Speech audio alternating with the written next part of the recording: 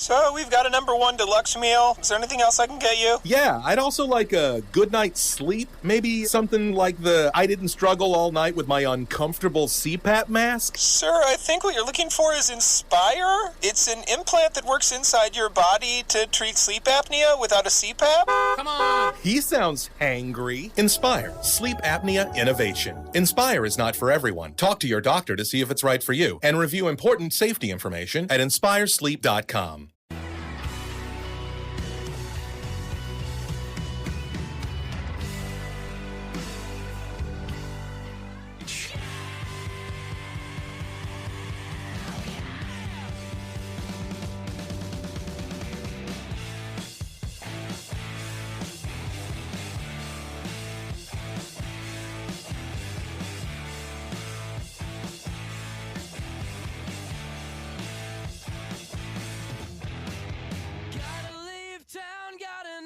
All right, welcome back, everybody.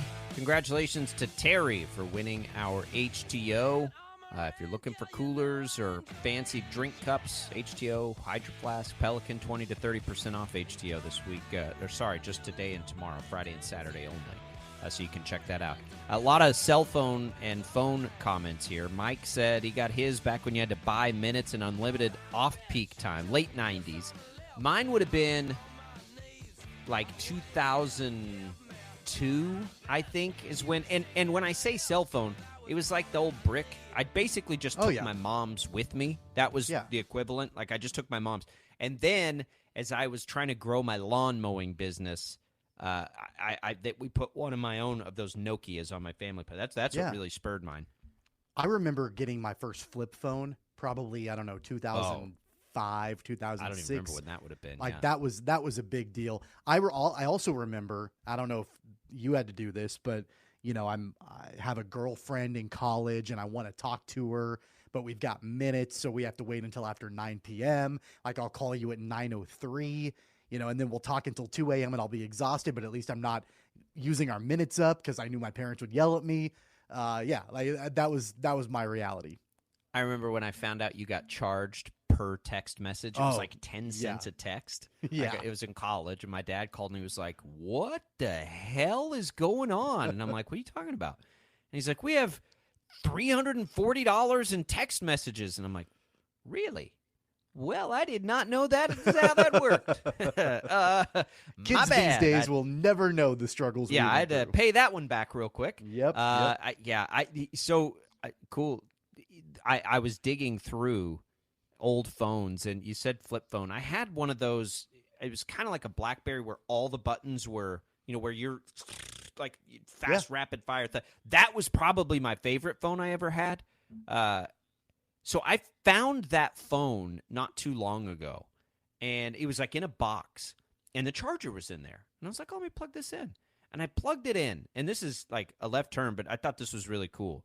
One of my best friends died, and when I turned that phone on, like, it pulled up all the old messages, and I had like this text thread with him. Like, that was the phone I had when all that happened. So it was really cool to go back. Like, it was this weird moment. But if you ever find an old phone like that, plug it in and go back and look at some of that stuff, because I don't think it cleared like they clear now. And so it's just sitting there. Like, all these old text messages are sitting there with people I had. That was really cool. And then Jad said his first cell phone was a going off to college gift. Jad doesn't think I'll be able to hold off that long either. It's going to be when they get mobile, when they start moving around and you need to be able to get in touch with them, which, I don't, when does that happen? When they're like 12, 13, 14? Like, if I can get to 14, I'll win. That's my goal, right? That's sort of the goal I have. It's probably very unrealistic, but For the meantime, we're going to have a landline, and they can have fun with that. They were pretty into it last night. It was hilarious watching them try to use it. It was just like, I suppose they need to just put it on speakerphone. Well, speaking of welcome landlines, back in. Speaking of landlines, do you remember when it took your landline? You guys might be too young for this. When it took your landline to be able to connect to the internet at all? Oh, absolutely, 100%. Sure. Yeah, dial up. Oh man, you can't use the phone. Yeah, you had your computer in the other room, and then, like, your mom would yell and be like, "I'm expecting a call. Get off the internet." Like, yeah, well, Yeah. absolutely. Oh yeah, that was the wheelhouse for us. Like we were right there. That would have been like, I don't know, 6th, 7th, 8th grade, and you had to have the minute CDs from AOL to even be able to. Like it was a hot mess. The internet was a hot mess back then. And I didn't want to ever get off the internet because I'm probably illegally downloading songs from Napster. Like there's just a lot going on Napster. during that time. Yeah, it would take 6.5 hours to download a Metallica song off Napster, but And you never really nobody knew if it was actually going to be Metallica or not. Yeah, nobody you were gonna gets to download it use anyway. the internet. While I'm gonna change every sound the computer makes to like fart noises and Simpsons sound bites, and download Metallica on Napster. That was no, we were there, Jad. That was very much in our wheelhouse. Welcome back into Sports Daily, everybody. This is a sports show here with Jacob Albrocht and Tommy Castor, living back the good old days of phones, making fun of me because I got a landline yesterday. Make fun all you want. It's a strategy. There's a couple of things happening. Before we get to Oregon Big 12 rumblings that Tommy unearthed from, people that are not just random people on the internet. Let's look at this Sean Payton, Nathaniel Hackett thing. I don't know what to make of this, other than I love it. Let me start there.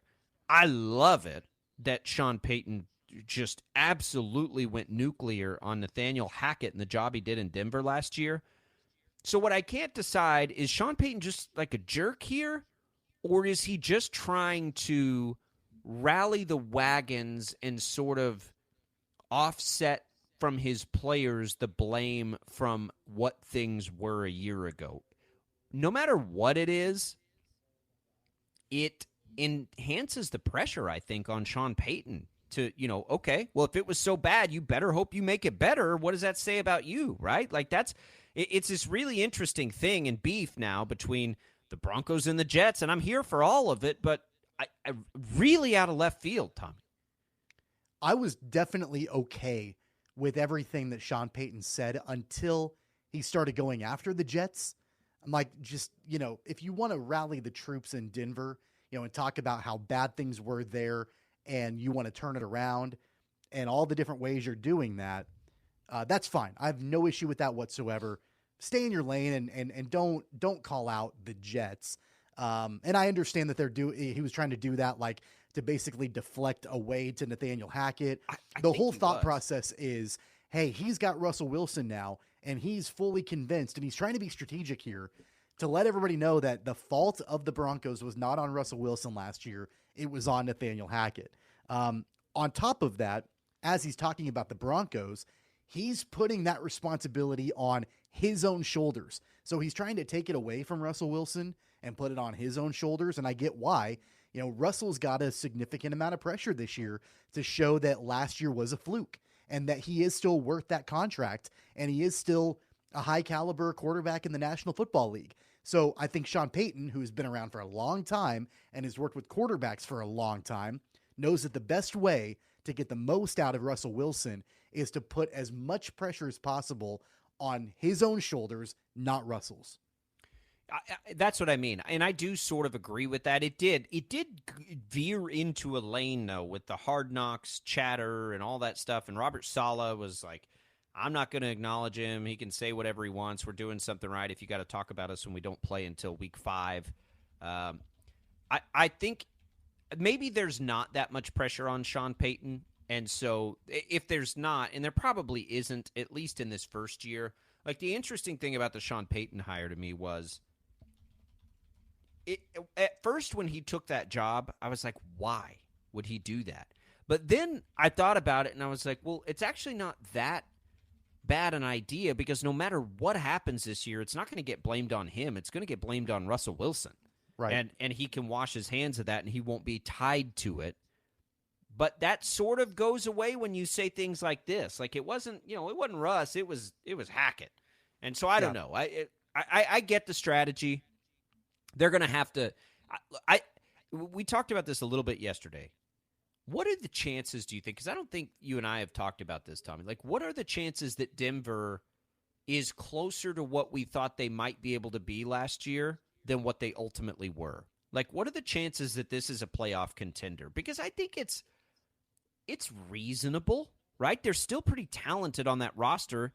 if Russ plays better, and he started to play better, by the way, at the end of the year, they could be a playoff contender. Like, is it that outlandish to think that they're in the mix for? I mean, they're not going to overtake the Chiefs or anything, but they could be in the mix for a wild card.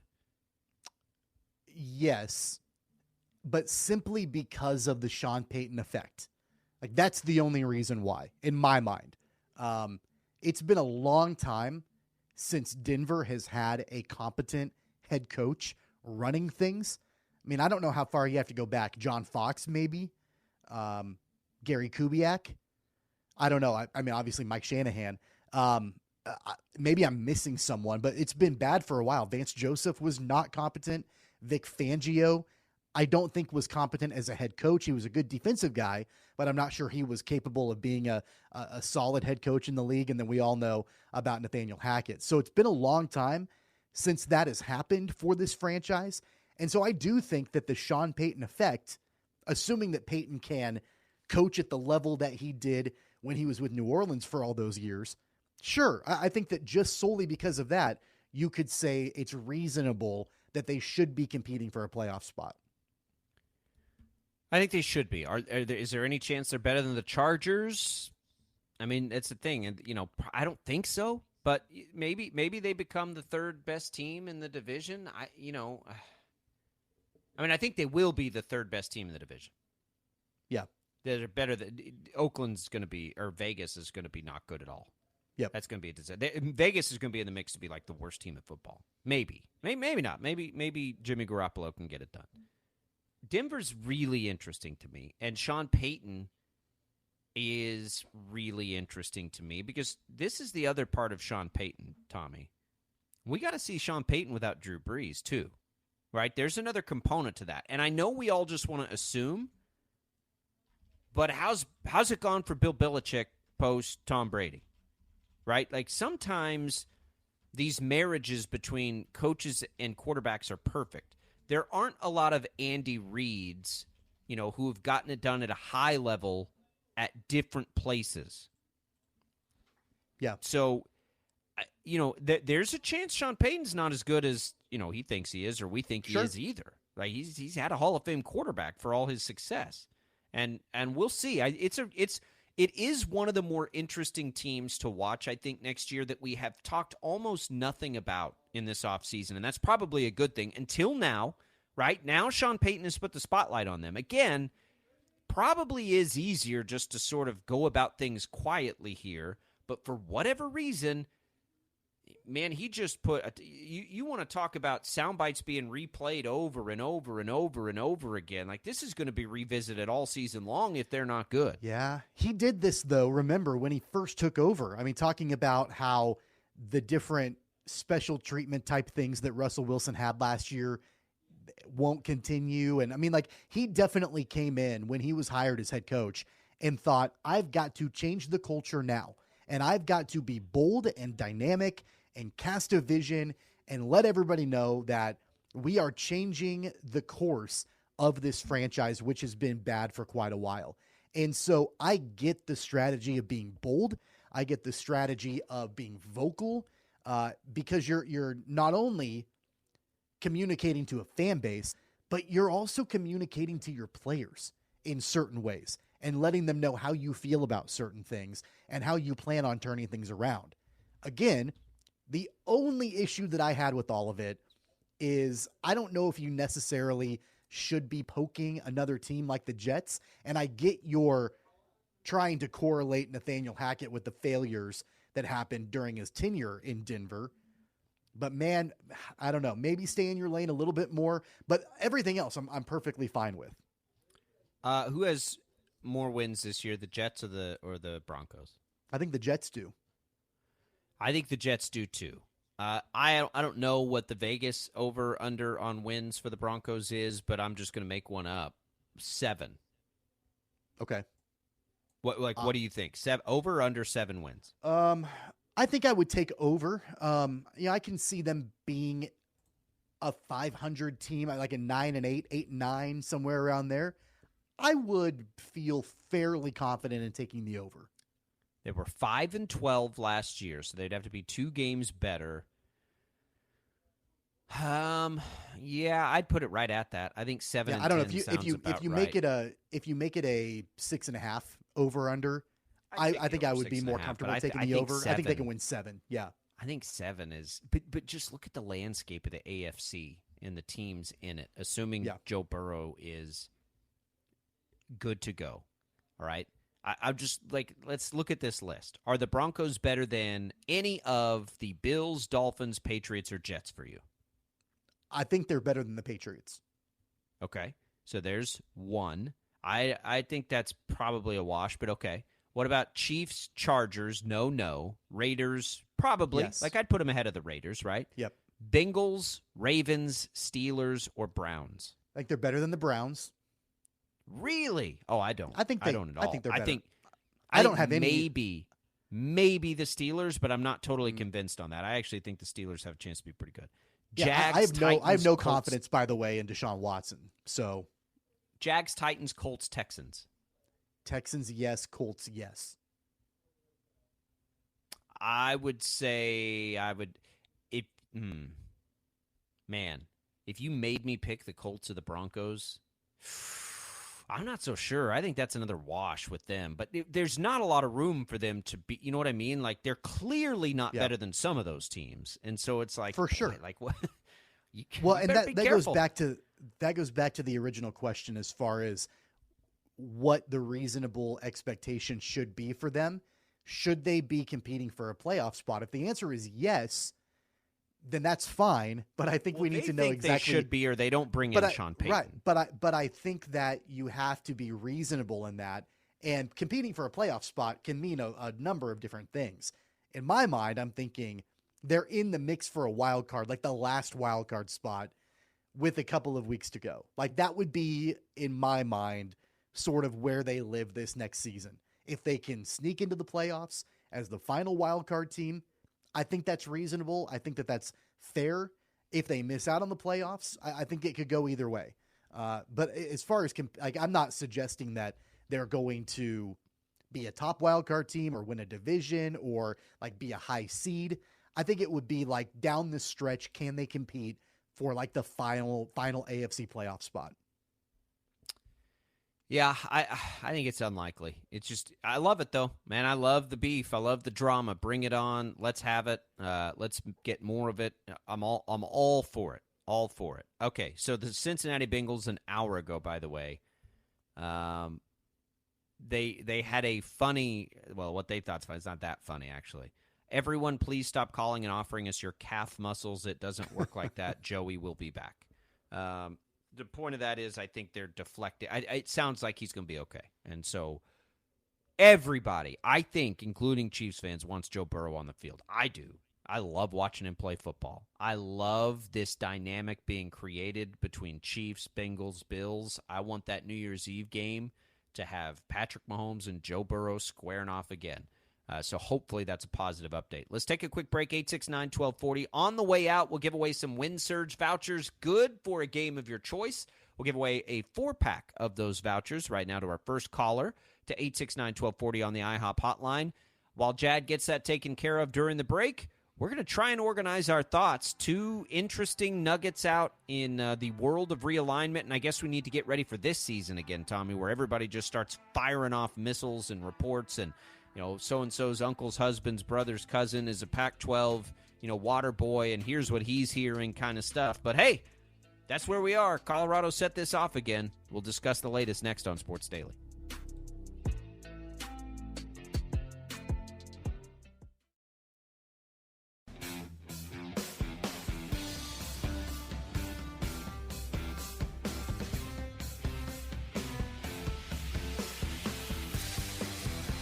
All right, welcome back, everybody. Congratulations to Keith for winning some Win Surge vouchers there. All right, Jacob Albrock, Tommy Castor here. We have been making our way around. Jody Fortson apparently carted off at Chiefs practice, so we'll have to watch that. Some sort of arm injury as he was rolled up on. A couple of tweets that have come out. First, Craig Miller, who I believe is a Dallas radio personality, tweeted that he has a Pac-12 source saying Oregon is leaving and possibly, probably to the Big 12. Nothing confirmed. Stay tuned. And then, would be a big get for the Big 12, whatever. So, again, I don't know. This is a well-placed, member of the media that's near the Big 12 headquarters that, has a lot of people following him. So just want to put out there that that's happened. And then Tommy just sent this to me during the break from somebody named Jim Williams. Now let's clarify what this is. Jim Williams, according to his bio, is a media consultant and former producer, but he's tweeting that the following schools have filed their paperwork asking now to join the Pac-12: Colorado State, San Diego State, SMU, UNLV, Tulane, USF, Memphis, Boise State, Fresno State, Tulsa, and Rice. Interesting, because a lot of those are AAC members now, some of them brand new AAC members.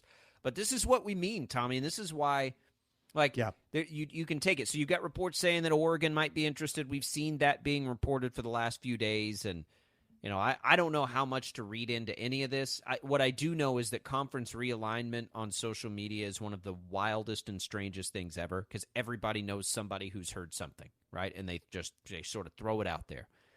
But if the Pac-12 decides to get aggressive and expand, and they then go poach a lot from the AAC and the American, which just had to reshuffle, right, from losing schools to the Big 12, that's where this stuff gets really tough when we think about Wichita State. And I do think about Wichita State all the time when we're talking about this realignment. None of these schools that, they're being reported to filing paperwork to join the Pac-12 are major needle movers, and none of them, I don't feel like, they don't replace the schools that are leaving the Pac-12. However, there are some interesting ones in there. SMU is interesting. That's been rumored for a while. Tulane, they had a really good season last year, and that football program is on the come up. That's kind of interesting. South Florida, kind of interesting. We know about, Boise State. We know about San Diego State, like some of these other ones. None of them are major bombshells. And look, just because they filed, it doesn't mean anything. If they filed to join, they haven't been invited, right? Like, they're filing paperwork. Right. It's not like they've been invited by the Pac-12 to join. But I wonder if the Pac-12 has to shift its mentality to more of a quantity-based conference. Like, let's have a bunch of teams. Chance. It's survive or die, right? Adapt or die. Look, I'm gonna tell you this: the Pac-12 is not going to add Tulsa. Okay, there are some on here that would make some sense, right? Like Colorado State, maybe San Diego State for sure, SMU for sure, UNLV for sure, and Memphis and Boise State possibly, right? But we got to remember that, the posturing of the Pac-12 forever now. The Pac-12 wouldn't take Big 12 teams looking for lifelines a while back. So are you making that dramatic a shift? Well, times have changed. I mean, but Tommy, from if the Pac-12 if Pac-12 leadership comes to the member institutions now and said, guys, we're going to be fine. We're going to add Rice and Tulane and South Florida. What do you think Oregon and Washington and Arizona are going to do? They'll be like, yeah, all right, you know what? Good luck with that. We're out. I mean, that's what they're going to do, because Big 12 will take them. I don't know that. That's why I don't put a whole lot of merit into that report. Like, that's not where the Pac-12 is headed right now. They are considering expansion, right? I totally get that.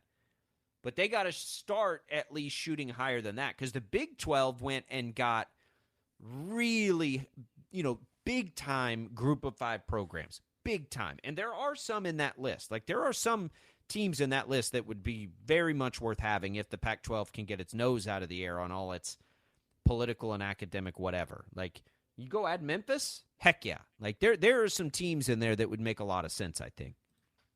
But it's still not going to be better than the Big 12. Right. I wonder if, with the Pac-12, a couple of these schools that maybe they had turned their nose up in the air about, they maybe go back to with their hat in their hands, like San Diego State, maybe Memphis. I don't know.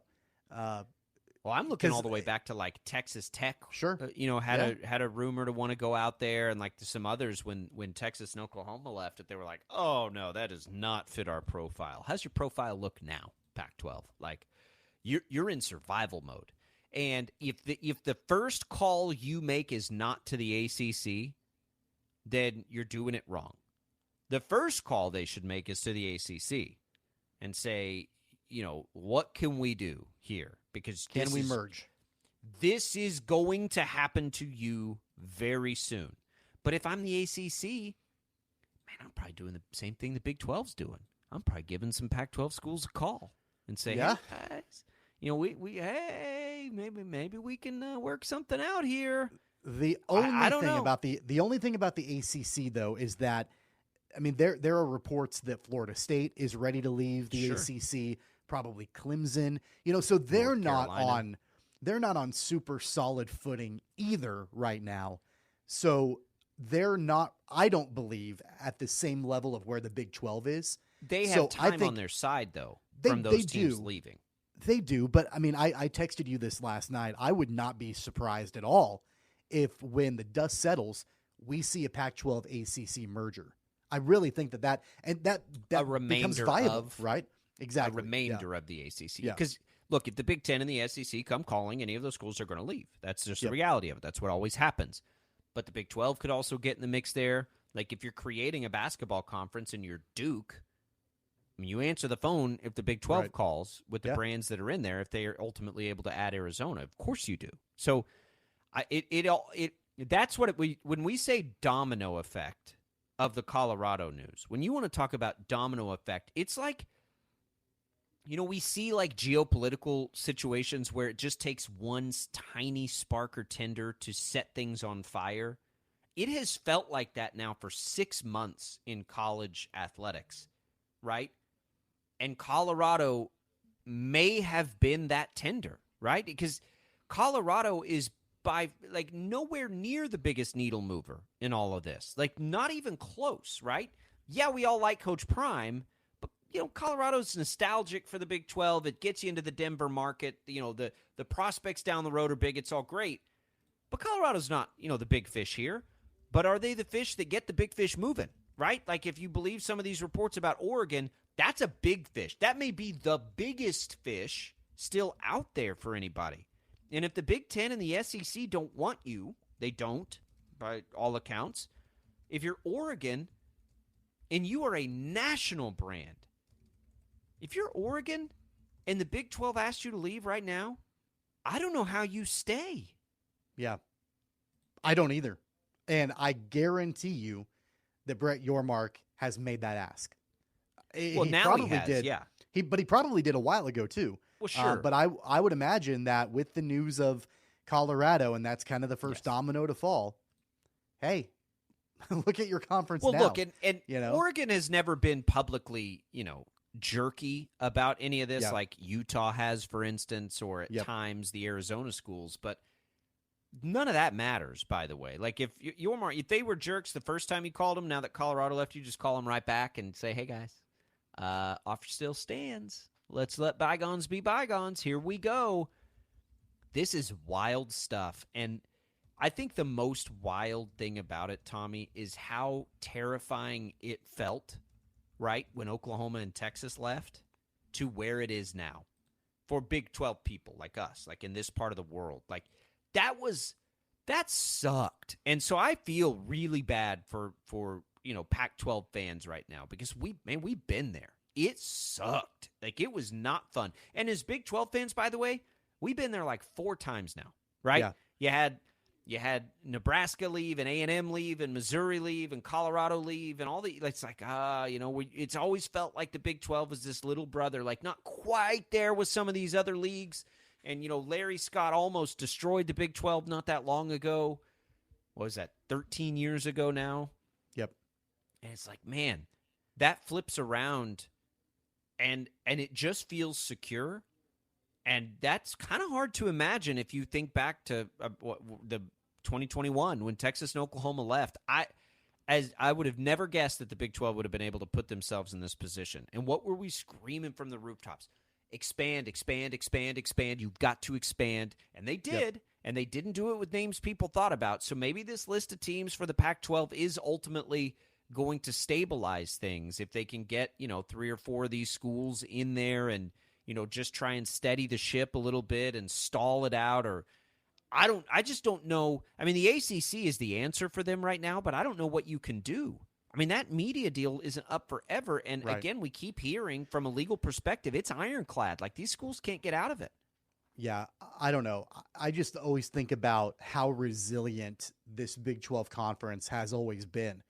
Going back to the days of the Big 8 and then the Big 12. And then you've got Nebraska, Colorado, Missouri, A&M all leaving. And that very well could have been the death blow for the conference. And they stabilized with West Virginia and TCU. Like that's how they stable. And it's worked. It's been viable ever since. And then you would think, man, Texas and Oklahoma leaving, like, what are you going to do? Even the former commissioner, I will never forget Bob Bowlesby going in front of Congress and talking about how the Big 12 was going to lose 50% of its revenue and painted this really bleak, terrible future and outlook for the conference. Here comes Brett Yormark, and he's from day one been aggressive. I mean, this conference has been so resilient. I don't have a ton of sympathy at all for the Pac-12 and really even for the fan base of that conference because so many people inside the conference and outside have stuck their nose up in the air regarding the Big 12. I've seen things on social media like calling the Big 12 the truck stop conference and the flyover states conference and like no respect whatsoever. And look at us. I take we're that as compliments, by the way. I think that's endearing to this part of the world. But what I'm saying is that there's been such a shift from 2 years ago to now. It's kind of like when Texas and Oklahoma left for the SEC, and you could hear it from the West Coast to here. Like, oh, Big 12 is going to die. Like, this is not going to work. And we're great. We're the conference of champions. We're out on the West Coast and everything is great. And then UCLA and USC announced they're going to the Big 10. And then the power dynamic has shifted ever since. Brett Yormark, aggressive in getting a media deal done. Brett Yormark, aggressive in bringing in the American schools. Brett Yormark, talking about how he wants to go shopping in the Pac-12 publicly. And this was a year ago at Media Days. And it takes the Pac-12 commissioner to say, I don't know if we're open for business. Well, clearly you are, because Colorado is now gone a year later. They're coming back, and they're probably not going to be the only ones. I don't have a lot of sympathy because of the way that the Big 12 has operated the last 2 years versus the way the Pac-12 has. It's sympathy to the fans. Look, I say this all the time. Like, social media voices are not accurate to reality. They're just the loudest and most obnoxious of society for the most part.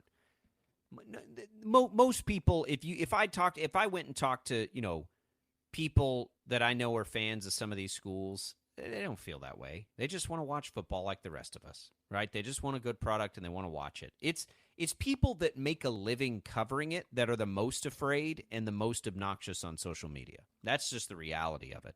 So I don't think that we should ever, pretend like these people who are constantly trolling on the internet are, the accurate representation of a fan base. I think when you hear it from administrators, Tommy, it bugs me, right?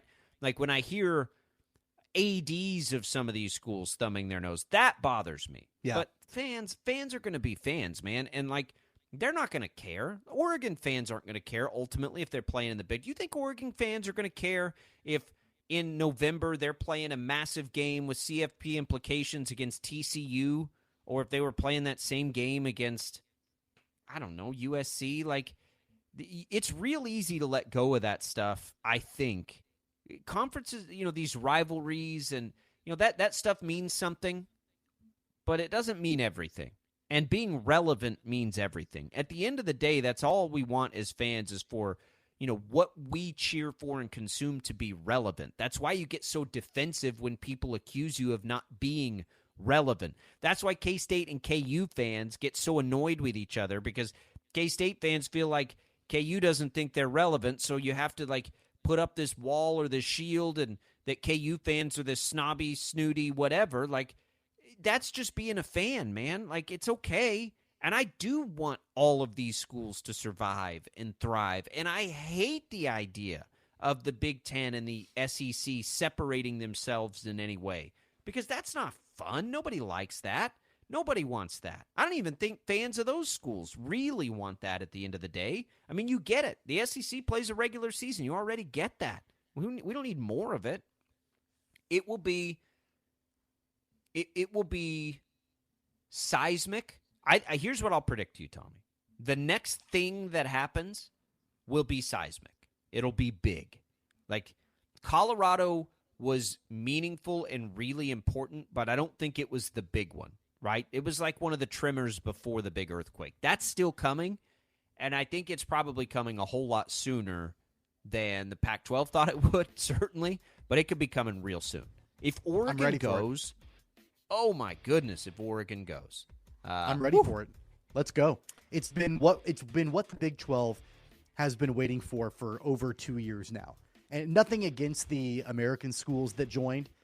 That wasn't a seismic shift. It was a good Band-Aid for the issues that the Big 12 had in place, right? Yeah. But I'm ready. I'm ready for a seismic shift. Like, let's go. The Big 12 is due. Let's make it happen. We see them every other week. I'll tell you what I'm ready for the seismic shifting to be done for about a decade. That's what I'm ready for. But there's another one coming. 869-1240 is the number to call. We'll come back. Did you see Shohei Ohtani yesterday? Holy smokes. Maybe the Angels were onto something by not letting him go. We'll come back. More Sports Daily right after this.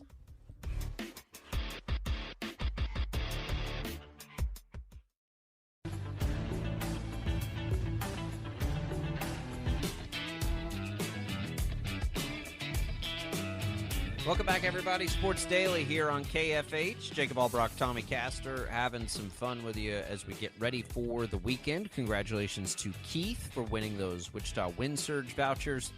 We'll continue to give away more prizes as we make our way through the summer here. Surge, HTO, been fun to give away. We'll continue it as it's almost the fall, almost school time. For 25 years, Stamps.com has made mailing and shipping easy. All you need is a computer and printer. Imagine mailing and shipping right from your desk, anytime. No traffic, no waiting, no hassle. Plus, Stamps.com gives you discounts up to 84%. Sign up for Stamps.com today. Use code PROGRAM for a 4-week trial, plus postage and a digital scale. That's Stamps.com, code PROGRAM. We got Major League Baseball coming down to the fall, and the Major League Baseball trade deadline.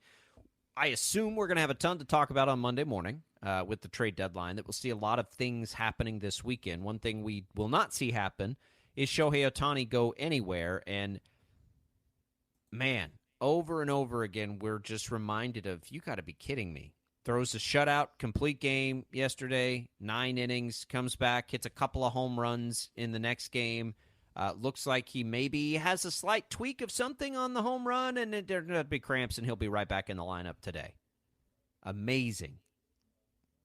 I don't know what to say. I mean, the superlatives are ridiculous, and they have been.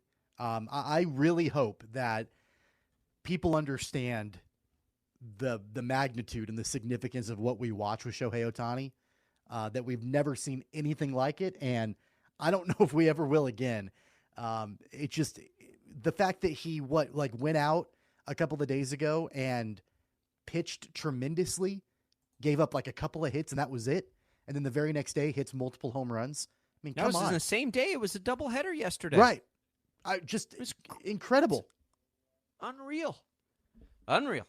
Angels, can they be real contenders? They went and made a big aggressive move, so we'll see. Look, if this all helps him keep Shohei Ohtani and he ends up staying there, like, it'll be one of the great front office decisions and moves like we've ever seen.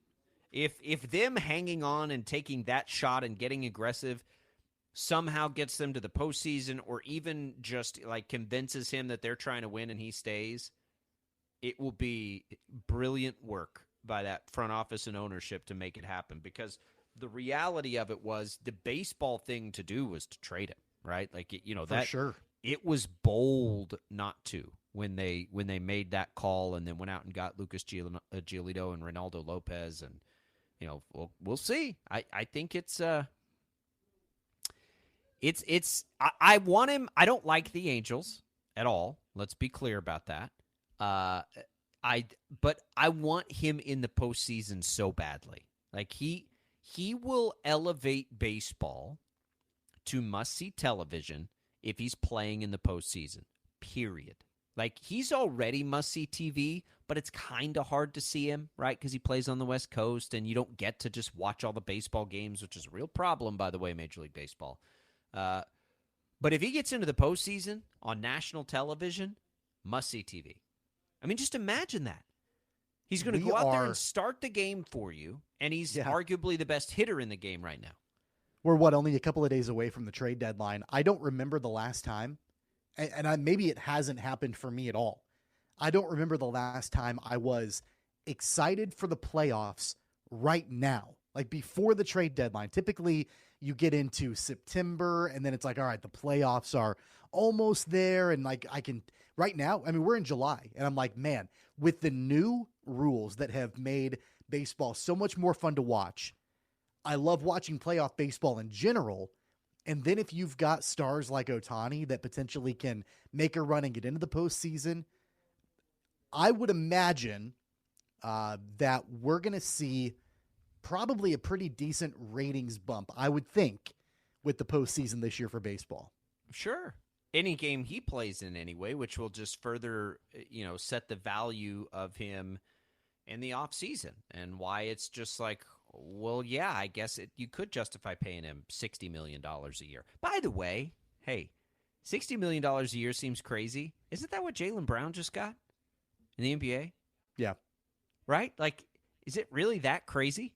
I mean, Shohei's going to play 150 games at least for you and draw ticket and draw gate that many more times than Jaylen Brown. And I know you only have to pay 5 guys in the NBA, but if Jaylen Brown's worth $60 million a year, Shohei Ohtani's worth $60 million. Shohei Ohtani might be worth $80 million a year. Jaylen Brown can't dribble with his left hand, and he's making $60 million a year. I like Jaylen Brown, the player. This isn't a Jaylen Brown knock. Let's take, whoever, Dame Lillard, and his close to that. Like, if anybody is worth that in the NBA, Shohei Ohtani's worth it in Major League Baseball. They play more games. They present a bigger opportunity for the league to earn. And the other reality for Shohei is he's the most marketable player now. He has quickly become the most marketable player in the game across the sport, right? So, not only is everybody in an Angel Stadium going to be wearing Shohei gear, people across the country are going to be wearing Shohei gear. Like, the number that he's going to reach this offseason, I don't know what it's going to be, but it's going to blow us away. Like, could it be 10 years, $700 million? 10 years, $800 million? I mean, the Saudis were ready to offer Mbappe $1 billion for like a year. Yeah. I hope they don't get in the baseball business and want to buy Shohei Ohtani. Like, come on now. It's crazy to even think about it. And it's one of those things too, like, you'd love for your team to have him, but then you get into that world and you're like, yeah, maybe we'd be okay just watching from the sidelines, though. Because that's just so staggering to think about. Oh, man. Major League Baseball. I do think, Tommy, Monday, we're going to have a ton of trades to be talking about. And, for the Royals, we just kind of hope they get in the business in some capacity and somebody comes knocking. It is a seller's market. There's no doubt about it. And now that Shohei's off the market, teams are going to probably be more desperate and willing to go do something, and that's good for the Royals. Yeah, I'm a little underwhelmed with the players that are speculated to be on the trade block. I mean, who do you got? Cody Bellinger, Marcus Stroman, Lance Lynn is probably on the trade block. There's really nobody that like really gets me excited. But that being said, you get to the final day of the trade deadline, you go crazy. Team like the Mariners, Tommy just said they might be. There's a report they may be interested in trading some of their young pitching, which is really fascinating. To see if something like that would happen. I still predict it'll get pretty crazy. It just hasn't happened yet, but there's a lot of time left. As we know, these things all happen last minute, 869-1240, the IHOP hotline. We'll come back. We'll wrap it up, tell you what's coming up this weekend, what's on tap. Patrick Seminars and lose the weight or stop smoking guaranteed. Only $49.99. Saturday, August 12th at the Spring Hill Suites by Marriott Wichita Airport in Wichita. Weight loss seminar starts at 11 a.m. Registration at 10:30 a.m. Stop smoking starts at 2 p.m. Registration at 1:30 p.m. Patterson Legal is the way to go. Call 550-0000.